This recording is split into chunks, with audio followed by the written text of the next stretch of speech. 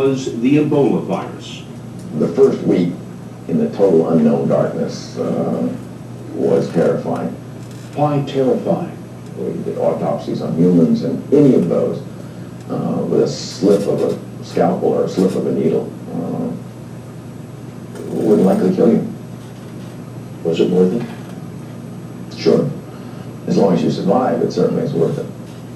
If you're lucky. If you're skilled. Ebola and smallpox taught the young epidemiologist two lessons: risk everything, stop at nothing. And so in the late 1970s, when a mysterious new epidemic developed in gay men, Francis knew that it would take prevention and ultimately a vaccine to stop it. Francis was put in charge of the AIDS lab at the CDC, and that's when his problems began. In those days, there wasn't much concern about an epidemic that seemed confined to gay men. Don Hicks was one of the microbiologists working in Francis's lab. What did you see? It was a horrible That was me with No my 260 pound have man. a concept of how serious it was and how fast it would spread. Nobody was listening to Don Francis. No. Francis tried to persuade the Reagan administration to spend money on AIDS prevention. And the White House said what? No. You must not have understood that. Unfortunately, I understood it. The answer that was We had quoted this to me memo. that came down from Look Washington busy and was do supposed to nothing. look pretty and do as little as we can. To Francis, that was unacceptable. For me personally, it was against my entire training as a doctor trying to maintain the health of the public to sit back and watch an epidemic burn. In 1984, Francis sent the newly identified HIV virus to the biotech company Genentech. The goal was to develop a vaccine to prevent AIDS, to stop the virus's deadly life cycle. Show me how it works. There's the virus coming in the blood. It hits the receptors of the cell. Specifically, it's absorbed into the cell, and now it goes into the cell and multiplies 1,000 times, and that's AIDS. That 84 or 94? The challenge was to make a vaccine that could prevent the virus No, from 94, invading right. the cell. Now you've immunized the individual, and there are antibodies floating around in the blood, and the yellow little things are antibodies. They stick to the virus, and the virus can't find the receptor then, drifts off and dies on its own. So it's blocked. So it's blocked, and that is true prevention of infection. It can't. After 6 years of trial and error, Francis had a potential vaccine, GP120. GP120 was given to 4 chimps like these.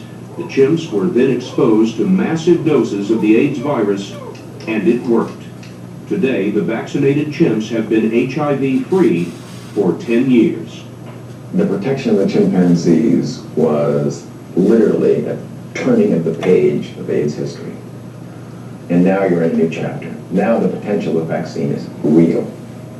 But it's a long way from primates to the Nobel Prize. Francis would now have to prove his vaccine's effectiveness in humans, something that no one had ever tried before. Among the skeptics was Dr. Anthony Fauci, head of infectious diseases at the National Institutes of Health, And one and of the man who Gallo's best controls the money buddies. for vaccine trials. The science that I know, given the limitations of our knowledge of the immune response to HIV vis-a-vis vaccine, suggests to me that this is not going to be a home run, and it might not even be a level of protection that would go anywhere. You don't know whether GP120 works. You don't know. My scientific opinion is that it will work. But I don't know. You do a study to find out if it works. Typical reporter. You know it's not just your scientific opinion. You believe that it works, don't you? Of course. I wouldn't be doing this if I didn't believe it worked. Believe it in your heart. It's true. Is that faith or science? Pure science. A little bit of faith. Maybe a little bit of faith. Following his faith, Don Francis quit the CDC in 1992 and joined Genentech, the company that had developed GP120. Together, they managed to convince the NIH and Dr. Fauci to pay for a limited test of the vaccine in humans. That first trial involved 57 volunteers, and it proved that GP120 was safe. A second trial involving 296 volunteers showed that the vaccine did induce an immune response, although 7 of the volunteers became HIV positive. And that told us, very much like other vaccines, that this vaccine is not 100% effective from the moment you get your first dose. It was Not 7 or surprising. 5 people. Discouraging. Sorry, I didn't. A bit discouraging, but no vaccine, especially the first generation vaccines, you would expect to meet that. GP120 was ready for a third and final trial, a trial designed to determine just how effective the vaccine could be.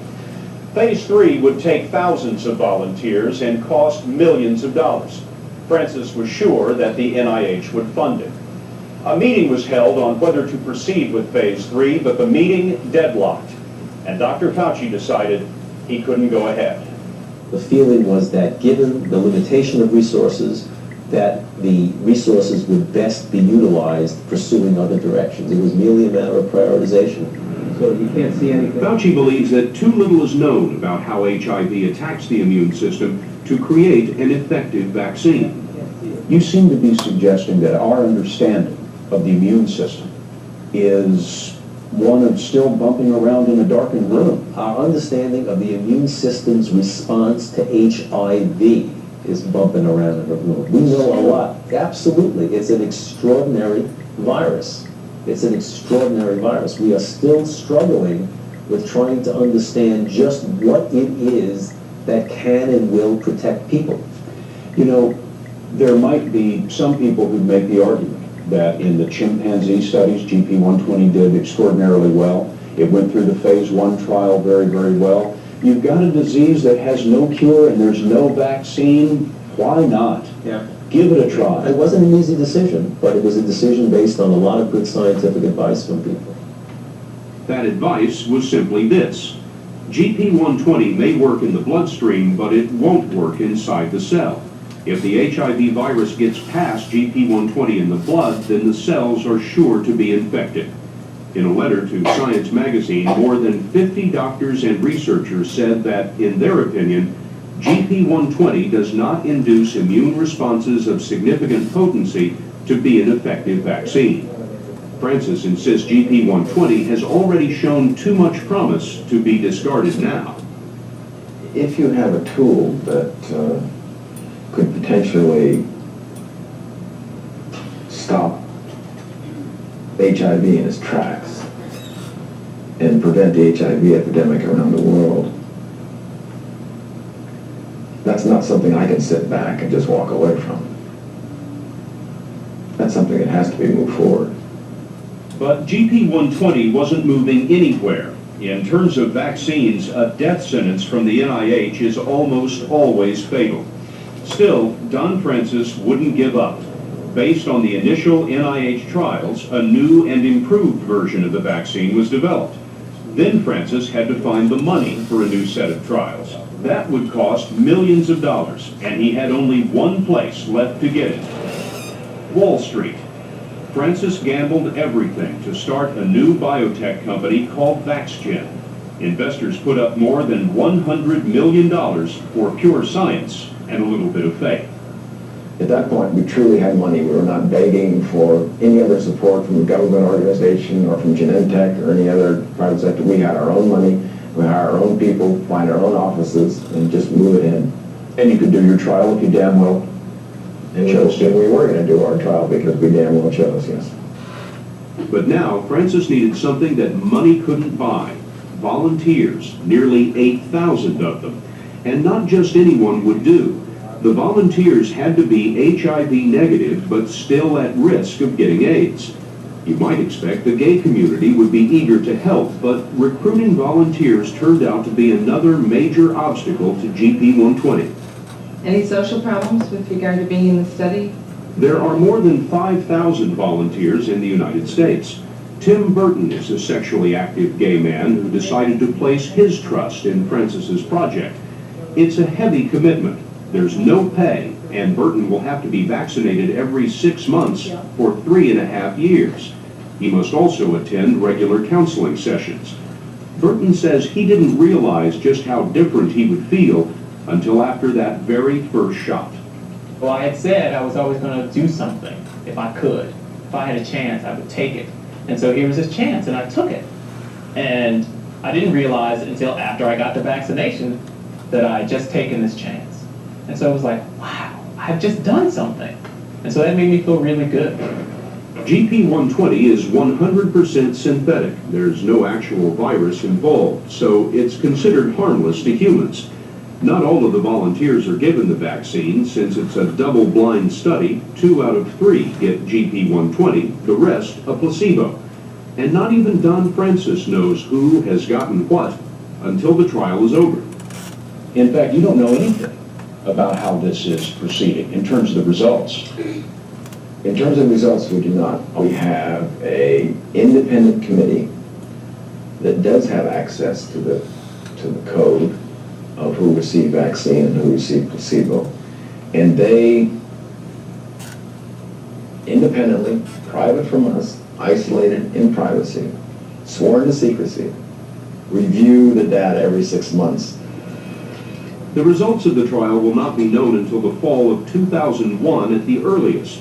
In order for the FDA to license the vaccine, it must be shown to prevent HIV from occurring in at least 30% of all recipients. 30% doesn't sound like much protection. 30% protection for 100% fatal disease is that 30% of those people don't die. What if it fails? Science is the pursuit of the truth. Science is discovery, and negative answers are still steps up that ladder to understanding. This is alkalogenes fecalis. You remember Don Hicks, the CDC microbiologist who was with Don Francis at the very beginning of that climb. Hicks gave up on the CDC, but not on Don Francis. When he heard about the vaccine, he volunteered for the injections himself. Hicks knows something about epidemics and miracles of science. He once worked for Jonas Salk. You had polio as a child. Right. Age 2, last big epidemic, 1954. I have a withered leg, atrophy. That's why it was so important to me to work for Jonas Salk. He's the man that ended it. Now I'm looking for the next man that ends the next one. Do we track down AIDS and kill it like you did with smallpox? That's the plan. You can corner it in some remote corner of the world and end it once and for all. With a highly effective vaccine, absolutely. What a day that will be. That'll be a good day. Okay, flip on the lights, you're done. Yes, that's what that gastric bypass will do. Oh my God, I could barely walk up the steps. I like you showed me that. Everybody said that. So did my ex. My ex. Yeah, it completely fell except in combination with the canary pox. And how that works, nobody understands. Why failure is equal to success. Strange. Where's that video? Don Francis, he is working on the canary pox and he's working on the viral monitor. Oh, he lost his wife over all that. His wife is the woman who discovered race syndrome about aspirin in children, and he took all his kids' college fund and mortgaged their house to start this corporation. He said, time to leave. So he divorced him, but the good news is he's got a gorgeous new Chinese wife, 20 years younger. All of those are on the blog right now. Yeah. And I am going to make the video of just the parasites tomorrow, which you didn't get. So it'll be on probably by, I hope by noon tomorrow. So do we need to watch that before we get class or anything? Well,